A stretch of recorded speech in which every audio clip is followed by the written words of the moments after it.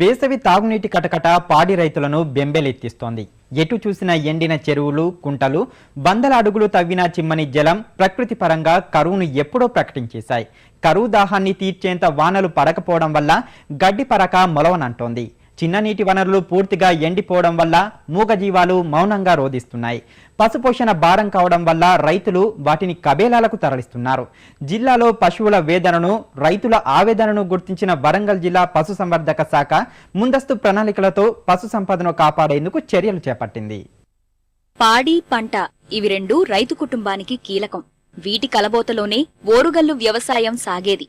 వరంగల్ జిల్లా వ్యాప్తంగా 4,88,837 గేదెలు, 17,47,144 గొర్రెలు, 4,45,642 మేకలు ఉన్నాయి.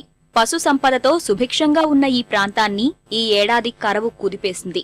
రాబోయే జూన్ వరకు వర్ష సూచనకు పెద్దగా అవకాశం లేకపోవడం వల్ల పశుగ్రాసం కొరతను అధిగమించేందుకు రాష్ట్ర పశుసంవర్ధక శాఖ చర్యలు చేపట్టింది. జిల్లాలో పాక్షికంగా కరవున్న మాట వాస్తవమే అంటున్న పశుసంవర్ధక శాఖ సంయుక్త సంచాలకులు వెంకయ్యనాయుడు సముచిత ప్రణాళికను అమలు చేస్తున్నామన్నారు. వేసవిలో పశువులు ఎదుర్కొనే ఇక్కట్లను తప్పించేందుకు ముందస్తుగా తగు చర్యలు, 75% రాయితీతో పశుగ్రాసం విత్తనాలను అందిస్తున్నామన్నారు. ముఖ్యంగా పశుగ్రాసం కొరత అనేది మనకు జూన్ తర్వాతనే వస్తుంది. వేసంగి పొలాలు కట్ చేసిన తర్వాత ఆ గడ్డి వస్తుంది మనకి. ఇప్పుడు కొద్దిగా పొలాలు కోసిన తర్వాత ఉన్న కొద్దిపాటి పదుల్లో మనం కనుక జొన్న విత్తనాలు తెప్పించి రెడీగా పెట్టినాం. మేము SSG 5000 వెరైటీ అని 34 మెట్రిక్ టన్స్ వరకు మనం నర్సంపేటలో, జనగాంలో, వరంగల్లో పెట్టినాం. వరంగల్లో ఆల్రెడీ ఫీల్డ్ డిస్ట్రిబ్యూషన్ కూడా స్టార్ట్ అయింది. పొలాలు కోసిన పొలాల్లో వేసినా చాలు మనకు దాదాపు ఒక 20,000 మెట్రిక్ టన్ల గడ్డి వచ్చే అవకాశం ఉంది. ఎకరాకు ఒక 15 నుంచి 20 కిలోల విత్తనాలు పడతాయి. మేము 75% సబ్సిడీ మీద ఇస్తున్నాము. 5 కిలోల సంచి 180 రూపాయలు పూర్తి ధర ఉంటే 45 రూపాయలకు మాత్రమే ఇస్తామంటే 9 రూపాయల కిలో సబ్సిడీ ధర అన్నమాట. సబ్సిడీ ఎంత బాగుంది, 9 రూపాయలు రైతు మనకు కడితే సరిపోతుంది.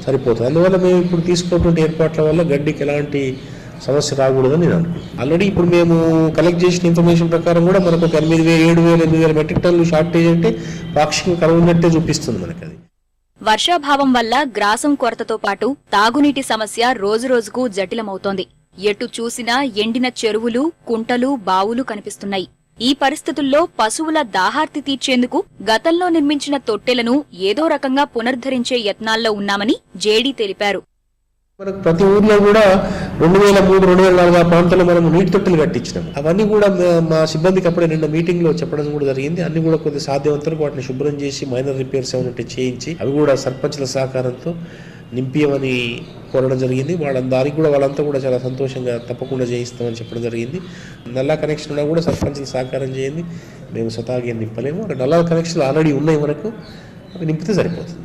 చాలా వరకు ఉన్నాయి, నేను చూస్తున్నాను. అక్కడక్కడ చుట్టూ చెట్టు ఇట్లా మొదలు మైనర్ రిపేర్స్ నేను కలెక్టర్ గారు అనుమతి తీసుకొని ఎక్కడెక్కడ మైనర్ రిపేర్స్ అవసరం ఉంటాయో ఏదో ఒకరు DRDA నుంచి లేకపోతే మా డిపార్ట్మెంట్లో ఉన్న ఫండ్స్ నుంచి ఏదో విధంగా వాటిని మేము రిపేర్ చేయించి ఏర్పాటు చేస్తాను. ఆత్మ నుంచి కానీ DWMA నుంచి, ఎందుకంటే వాటర్ మెయిన్ DWMA వాళ్ళే చూస్తుంటాం. గ్రాసం కొరతతోనే పశువులను కబేళాలకు తరలిస్తున్నారనే వ్యాఖ్యతో ఏకీభవించని జేడీ రైతులకు ఉపయోగపడని వాటిని మాత్రమే అమ్ముకుంటున్నారన్నారు. సాధ్యమైనంత వరకు మంచి పశువులైతే ఏ రైతు కూడా తరలించట్లేడు.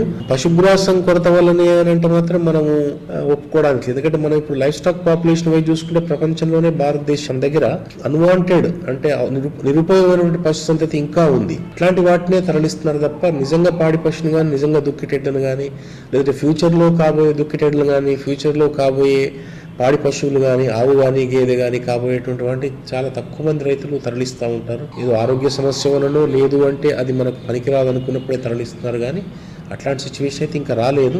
ప్రతి గ్రామంలో కూడా దాదాపు ఉన్నటువంటి చెరువులో పశుగ్రాస విత్తనాలు వేసుకొని పశుగ్రాసము ఉత్పత్తి చేసుకుంటున్న రోజులు ఉన్నాయి. అట్లాంటి కార్యక్రమాలు కూడా మేము అంత సివియర్గా మనకు కరువు వచ్చినట్లయితే చేపట్టే కార్యక్రమం తప్పకుండా చేపడతాం మేము.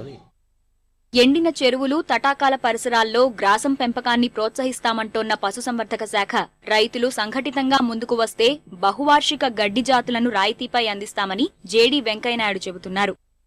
చెర్లలో ఎట్లుంటుంది అంటే మాయిశ్చర్ తప్పకుండా ఉంటుంది అన్నమాట. ఆ ఉన్న మాయిశ్చర్ తోటి మనకు ఒక కటింగ్ కంపల్సరీ వస్తుంది. ఒకవేళ నీళ్లు ఉంటే మన నీళ్ళ దగ్గరికి పోకుండా చుట్టుపక్కల ఆ ఉన్న మాయిశ్చర్ తోటి మనకు ఒక కోత తప్పకుండా వస్తుంది. ముఖ్యంగా ఇప్పుడు APB అని ఒక వెరైటీ, Co4, Co3, Co4 అని ఒక 3 వెరైటీస్ బాగా పెరినియల్ అంటాం. ఇవేమో అంటే బహువార్షికాలు. ఒక్కసారి మనం నాటు పెడితే ఒక 3-4 సంవత్సరాల వరకు మనకు 45 రోజులకు కోత వస్తూనే ఉంటుంది. అది మనం ఒక పావు ఎకరం కనుక పెట్టుకుంటే మన ఇంట్లో ఉన్న పశువులకు సరిపోతుంది. దానా ఖర్చు లేకుండా మంచి ఫ్యాట్ పర్సెంటేజ్ తోటి మంచి ఉత్పత్తి పొందవచ్చు పాడి పశువుల నుంచి. అదేవిధంగా దుక్కిటెడ్లు కూడా చాలా ఆరోగ్యంగా ఉంటాయి. గ్రామీణ పశు వైద్యశాల కానీ, మండల లెవెల్లో ఉన్న వెటనరీ డిస్పెన్సరీస్ కానీ, వెటనరీ హాస్పిటల్స్ కానీ, మా డివిజనల్ ఆఫీస్ కానీ నా దగ్గరికి వచ్చినా కూడా అట్లాంటి వాటికి మేము ఎలాంటి హెజిటేషన్ లేకుండా తప్పకుండా రైతులకు సహకరిస్తాం. పశుగ్రాసం, నీటి కొరతతో పాటుగా పశువులకు ముందస్తు టీకాలు ఎంతో కీలకమని అధికారులు చెబుతున్నారు. జబ్బుకు ముందే టీకాలు వేస్తే నష్టాన్ని నివారించవచ్చునని వారు అంటున్నారు. ఏడాదిలో 15 విడతల్లో వివిధ వ్యాధులకు టీకాలు వేయనున్నట్లు జేడీ వెంకయ్యనాయుడు చెబుతున్నారు. జనరల్గా టీకాలు ఇవ్వాలంటే ముందు నట్టల నివారణ మందు దాపించుకోం. అది అయిన తర్వాత 27 ఏప్రిల్ నుంచి 30 ఏప్రిల్ వరకు గొర్రెలో చిటుకు రోగం రాకుండా, అంటే చిటుకు రోగానికి అసలు ట్రీట్మెంట్ కూడా అవకాశం ఉండదు. మనకి చిటుకులు చచ్చిపోతాయి అనమాట. పాట రోగం అంటారు, పిడుగుబాటు చచ్చిపోయింది అనుకున్నట్టు పాత రోజుల్లో. అది పిడుగు వల్లగా చచ్చిపోయేది. ఈటీ అని ఒక డిసీజ్ వల్ల అనమాట. గొంతు వాపు, గుండె వాపు, గురక అంటాం ఒక డిసీజ్, హెచ్ఎస్ అంటాం మేము దాన్ని.